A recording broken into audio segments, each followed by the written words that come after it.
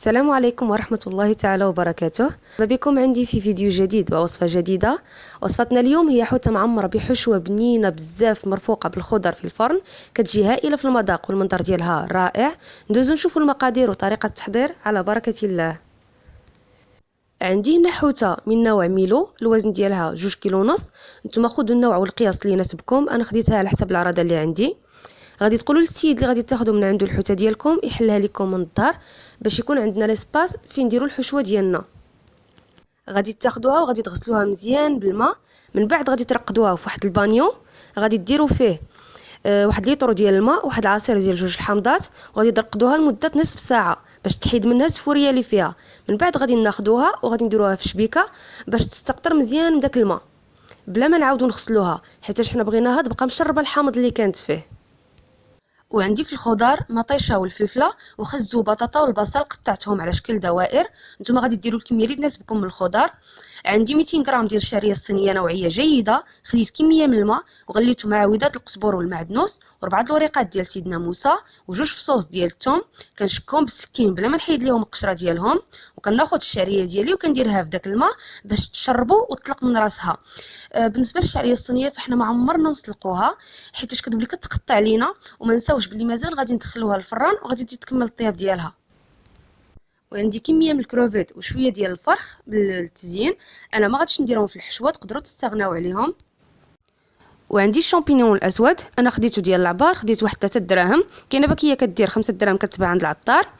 ولا ما توفرش استعملوا الشامبينيون المعلب، فانا خديته ودرته يفزق في الماء، في الماء عادي واحد نص ساعه باش يرخف راسو. من بعد كنغسلوه الا كاين شي غبره تحيد منه، ومن بعد كنديروه يستقطر مزيان من الماء عاد باش نقطعوه طريفات صغار. وعندي كميه من الزيتون الاخضر مقطع دوائر. بالنسبه للشرموله فغادي نستعمل فيها كميه مهمه من القزبر والمعدنوس، حيتاش غادي نشرملو به الحوته والحشوه اللي عندنا. وغادي نحتاجو شويه الصلصه. عندي حامضه مصيره، عندي اوراق سيدنا موسى، عندي 6 الفصوص ديال الثوم محكوكين، عندي ملعقه صغيره موطارد وملعقه صغيره هريسه، الا بغيتوها تجيكم حاره فتقدروا تزيدوا شويه ديال الهريسه. عندي عصير حامضه وصلصه الصوجا غادي نحتاج منها ربع كاس تقريبا، ونصف كاس زيت. انا عندي زيت خاصه بالطبخ، تقدروا تخلطوا بين الزيت البلديه والزيت الروميه. بالنسبه للعطريه فعندي الابزار، سكنجبير، الخرقوم، الكمون، التحميره والملح. وعندي العطريه ديال الحوت غادي نحتاج منها معلقه كبيره. العطريه غادي ديروا القياس اللي يناسبكم، يعني اللي غادي يناسب الحشوه ديالكم، اللي غادي يناسب الحوته ديالكم. بالنسبه للعطريه ديال الحوت فانا فموجوده عند العطار، انا خديت منها واحد المعلقه كبيره، وكتعطي واحد البنه خاصه الحوته والخضره ديالنا. واحتاجيت واحد ضامه البنه ديال الحوت. فغادي ندير الربيع ديالي والحامض المصير ديالي واوراق سيدنا موسى والعطريه اللي عندي والثومه والزيت، ويعني كاع المكونات اللي قلتها لكم قبل غادي نديرها في واحد الطحانه وغادي نميكسي العناصر كلها مزيان باش تطحن ليا وتجانس مع بعضياتها عاد باش نستعملها.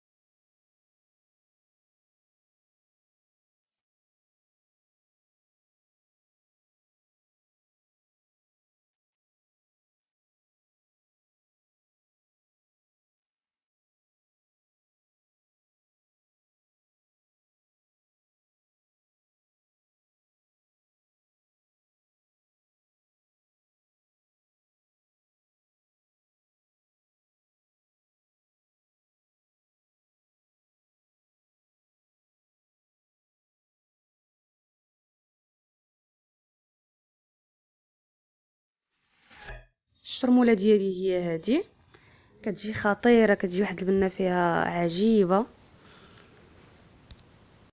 انا ما كنستخدمهاش غير الحوت، كنستخدمها لبزاف ديال الوصفات ان شاء الله غادي نديروهم مع بعضياتنا. فغادي ناخذ واحد اللاطه اللي غادي ندخلها للفران، يعني اللي غادي نطيب فيها الحوته، وغادي نفرشها بالبصله. غادي ندهنها بعدا بالزيت، عاد غادي نقطع فيها البصله، وغادي ناخذ الحوته ديالي وغادي نشرملها من الداخل ومن برا. غادي نشرملها مزيان باش تشرب ليا بعدا الشرموله. عاد من بعد غادي ناخذ الشعريه الصينيه ديالي وغادي نقطعها شويه بالمقص، وغادي ندير فيها واحد الكميه مناسبه يعني مهمه من الشرموله. وغادي نزيد عليها الزيتون الاخضر اللي عندي مقطع دوائر، وغادي نزيد عليها الشامبينيون الاسود. في هذه المرحله هذه الا بغيتو تزيدوا شويه ديال الهريسه فيمكن لكم تزيدوا الهريسه. انا ما زدتهاش على حساب الوليدات الصغار، فإلا كنتو من عشاق الحار تقدروا تزيدوا شويه ديال الهريسه في هذه المرحله هذه، يعني في الحشوه. فغادي تخلطوا الحشوه ديالكم مزيان، وغادي تعمروا بها الحوته ديالكم، وغادي تاخذوا الحوته وغادي تثبتوها بالكوردون باش ما تحلش لينا. من بعد غادي ناخذوا الخضره ديالنا وغادي نديروا لها حتى هي واحد الكميه من الشرموله، وغادي نخلطوها مزيان وغادي نرافقوها في جنب الحوته.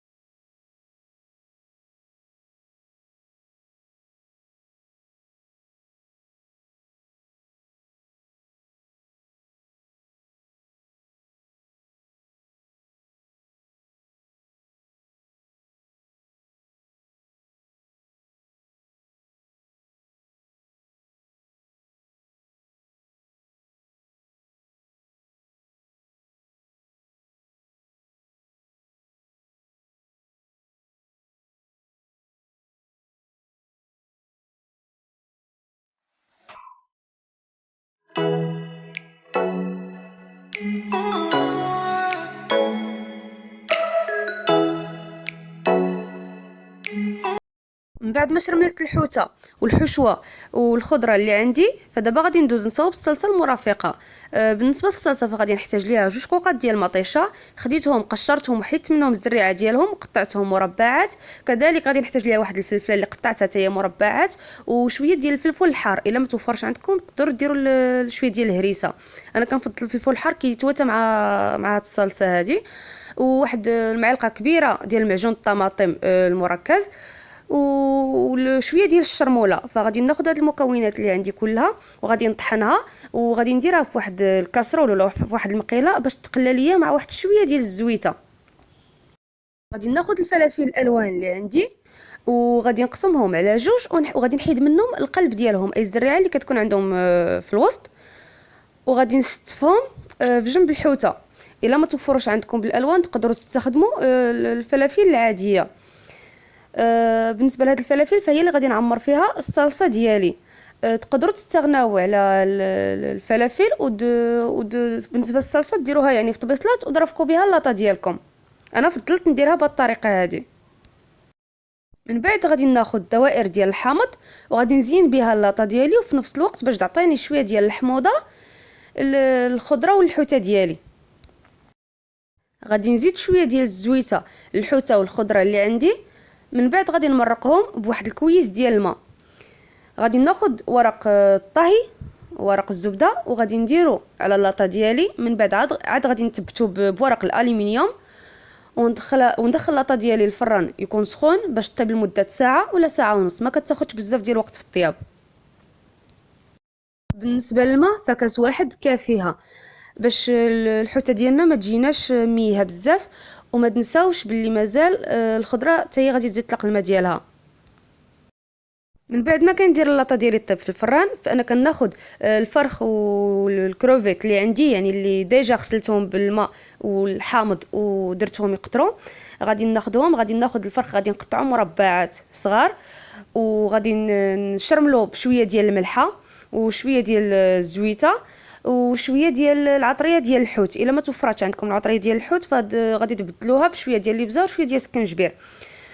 وكذلك غادي نشرملو لي كروفيت ديالنا وغادي نديروهم في واحد اللاطه اللي لبسناها بورق الزبده، وغادي نديروهم يعني هما دغيا كيطيبوا. يعني غادي نديرهم في الفران غير واحد شويه. انا نفضل نديرهم في الفران حيت عندي مشعول. ممكن تصوطيهم في المقيله ديالكم. من بعد غادي ناخذوهم يعني من بعد ما يطيبوا غادي ناخذوهم وغادي نثبتوهم بالكوردون مع زويتينات خضرين وشويه ودوائر ديال الحامض. بالنسبه لهاد دي بروشي هما اللي غادي نزينوا بهم الحوته ديالنا. واخيرا الحوته ديالي وجدات شكل ومنظر رائع كما كيبان لكم في الفيديو. بالنسبه للتزيين فزادها ضخامه وبينها ليا، والحمد لله حمرات ليا وجهي قدام ضيافي. بالنسبه للجناب ديال اللاطه فانا غطيتهم باوراق الخص باش ما يجيوش باينين، وفي نفس الوقت ديك الخضوره عطات واحد الحيويه للحوته. اما المذاق فما نعاودش لكم، جا خطير. غير زعما جربوها بهذه الطريقه هذه بصحتكم وراحتكم. الى عجبكم هذا الفيديو ما تنساوش ديروا لي اللايك ودعموني في التعليقات ديالكم، كنقراهم بكل فرح. واللي مازال ما شاركش في القناه فيضغط على الزر الاحمر للاشتراك وفعلوا الجرس باش يوصلكم كل جديد. والى اللقاء في وصفه جديده ان شاء الله.